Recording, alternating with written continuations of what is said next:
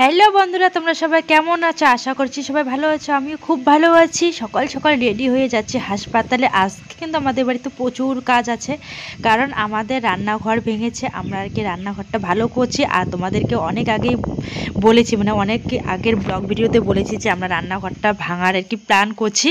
অবশেষে আমাদের রান্নাঘরটা ভেঙেছে। আর এই যে দেখো, রাস্তাটা কত সুন্দর পরিষ্কার করেছে। এখানে জঙ্গল ছিল কদিন আগে, আর সাপ বেরোতো খুব, তার জন্য জঙ্গলটাকে একদম মেরে ফেলেছে, আগুন লাগিয়ে দিয়েছে। আর তোমাদের সঙ্গে কথা বলতে বলতে আমি হাসপাতালে অলরেডি চলে এসেছি। আমাদের বাড়ি থেকে হাসপাতাল কাছাকাছি, আমাদের হাসপাতালের পিছনে আমাদের বাড়ি, বেশি একটা সময় লাগে না। আর এই যে দেখো জায়গাটা, এই জায়গাটা কিন্তু ভিডিও বানার জন্য একদম খুবই সুন্দর জায়গা। আর এই যে দেখো পুরনো হাসপাতাল, এখানে আগে হাসপাতাল ছিল, এখন পিছিয়ে নিয়ে গেছে। আর এই জায়গাটা এত ভালো লাগে। আর এখানে কিন্তু অনেকেই আসে ফানি ভিডিও আর এমনি ব্লগ ভিডিও বানার জন্য, এখানে অনেকেই আসে, মানে এখানে আর কি শুটিং করে ওরা এসে। আর এই জায়গাটা কিন্তু ভালোই লাগে, ভিউটা আর কি সুন্দর আসে।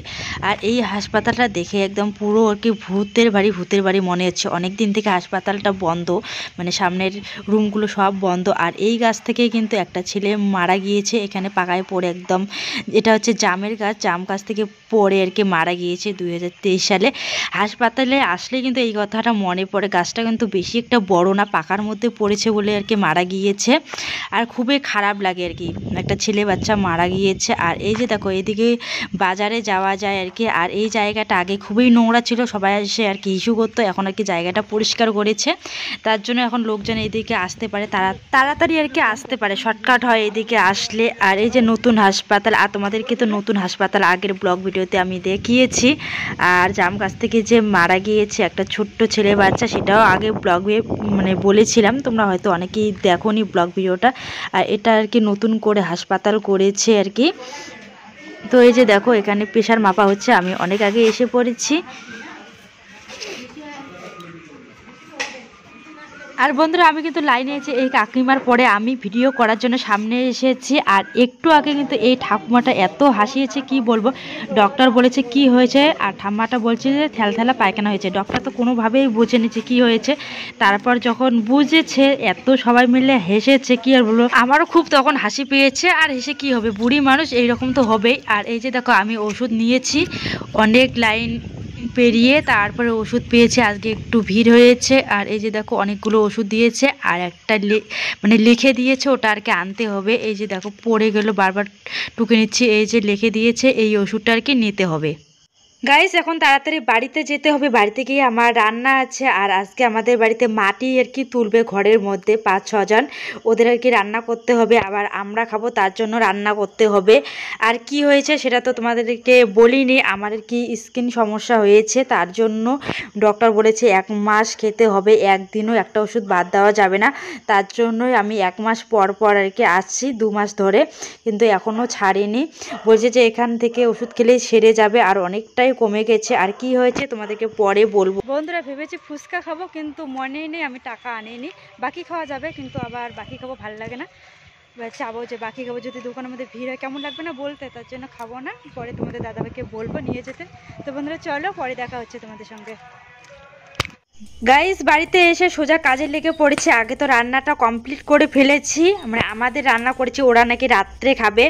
এসেছিল ওরা, বললাম যে কখন খাবে, তো ওরা বলল যে রাত্রে একদম কাজ কমপ্লিট করে তারপর খাবে। ওরা এসেছে 5টা 1-এ।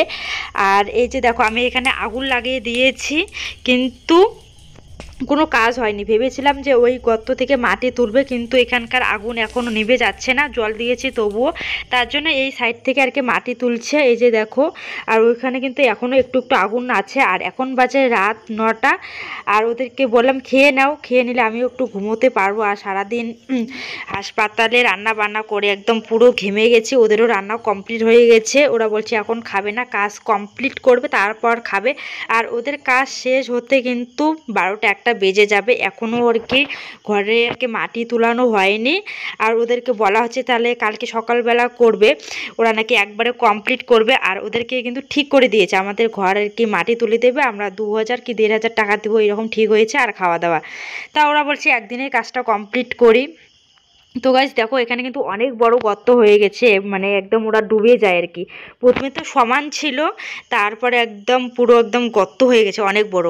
এই যে দেখো অনেক বড় গর্ত হয়ে গেছে। এই জায়গাটা কিন্তু সমান ছিল, তোমাদের দাদাভাই যে উঁচুতে ছিল ওই রকম উঁচুতে, কিন্তু একদম পুরো গর্ত হয়ে গেছে। মানে পুরো গর্ত, অনেক বড় আর কি গর্ত হয়ে গেছে, বিশাল বড়। আর ওই ওখানকার আগুন, কিনারে আগুনগুলো এখনও আর কি নিভে যায়নি, নয়তো ওখান থেকে আর কি মাটি তুলতো। এদিকে উঁচু ছিল, উঁচুই থাকতো। এই গর্তগুলো আবার পরে আর কি বন্ধ করতে হবে। তার জন্য ভেবেছিলাম যে কিনার থেকে তুললে বেশি ভালো হতো, কিন্তু আগুনের জন্য তোলা হয়নি। তো গাইস চলো একটু পরে কথা বলছি, মানে ওদেরকে কি পান দিব, ওরা নাকি এখন পান খাবে। তো চলো একটু পরে দেখা হচ্ছে। গাইস মাটি কাটার লোক খাওয়া দাওয়া করে চলে গেছে, এখন বাজে রাত 12টা 1। আর এখন আমি খাচ্ছি, ওদেরকে ছেড়ে কেমন করে খাই আমরা বাড়ির লোকগুলো, তার জন্য আমরা খাইনি, এখন আমি খেতে বসেছি। আর তোমাদের দাদাভাই রাত্রেবেলা আমার জন্য বিরিয়ানি এনেছে, আমি বিরিয়ানি খাবো। তো গাইস চলে আজকের ব্লগ ভিডিওটা এই পর্যন্তই, দেখা হচ্ছে নেক্সট কোনো ব্লগ ভিডিওতে। আর ব্লগ ভিডিওটা কেমন লাগলো অবশ্যই কমেন্ট করে বলো, আর ভালো লাগলে অবশ্যই লাইক করো, কমেন্ট করো, শেয়ার করো।